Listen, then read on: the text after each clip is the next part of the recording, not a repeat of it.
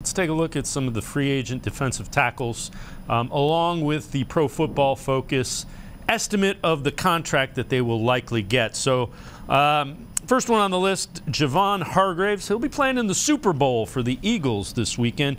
Projected contract, 3 years, $55 million, 36 guaranteed.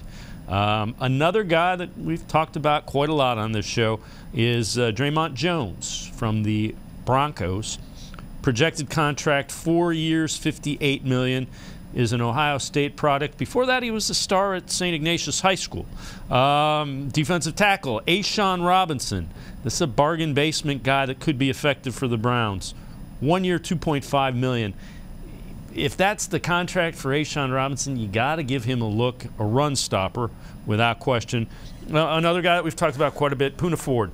Projected contract, 2 years, $12.5 million, 7.5 guaranteed. You see down this year a little bit. It was Poona Ford for the Seahawks. They expect him to come back and bounce back. So the question is, Tim, any of those four, do you like them at the prices that we mentioned?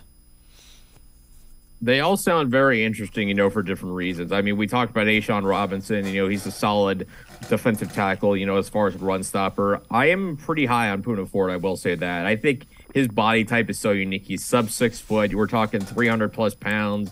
He's had plenty of great years, as a run defender, again, on PFF. Not quite as good this year as been in the past, but the ideal body type that I think the Browns should be looking for that position. 300-plus pounds, a guy who's just going to eat up blocks in the middle and create sort of problems for those guards and other linemen trying to get to the second level. Dre'Mont Jones intrigues me because obviously, that he's a Cleveland guy. He's a St. Ignatius alum.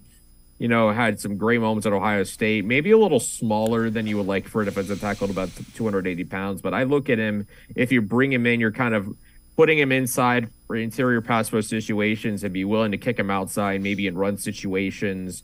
If you're bringing him in, I think you have to bring in a bigger body, when it comes to defensive tackle. And Javon Hargrave, he's easily the best of the bunch, but I have a hard time imagining, he leaves Philadelphia without a new contract, even if he doesn't get that kind of money.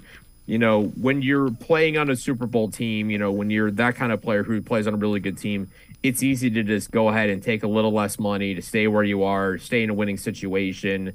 And there's no telling what any of these guys are going to do, whether Javon Hargrave is going to do that. But if he hits the mark in free agency, he's a guy I would, if on the Browns, I'm going right after, because he's that stud defensive tackle who can really open things up and really, free up things in that run defense. Yeah, and kind of the mindset that we had putting that together, I don't think they're going to spend $20 million on one guy.